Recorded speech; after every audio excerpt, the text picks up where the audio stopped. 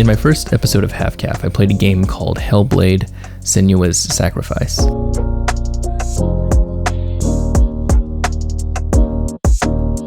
But what I didn't like about it was the way it decided to portray the story in the game. The game deals with Senua, who suffers from psychosis. The way they present that in the game is voices playing throughout your head. So you wear headphones, and in the headphones they use 3D sound to play voices around your head. When we hear voices inside of our head, that's a pretty fair interpretation of psychosis, so that makes sense. What doesn't make sense, though, is some of the other things they have, like pattern recognition.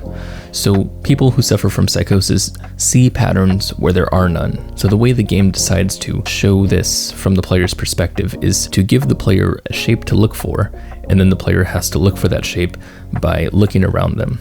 And it's very, very obvious. It feels very video gamey. It feels like a way that a video game would have gone about this kind of thing. I think there's better ways to communicate this kind of thing through interaction rather than just creating kind of a gimmicky puzzle. If we think about the attribute of psychosis of recognizing patterns where there are none, there's a game that I feel like has that mechanic but isn't presented as psychosis, and that is in The Witness.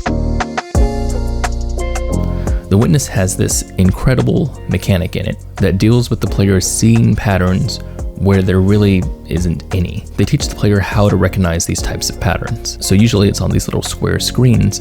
Then they show one specific moment where the player learns the pattern outside of the regular norm.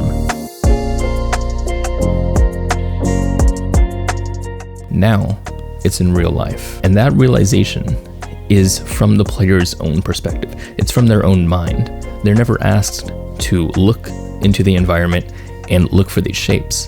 The player does it by themselves. And in a way, they're recognizing patterns where, well, there probably shouldn't be any.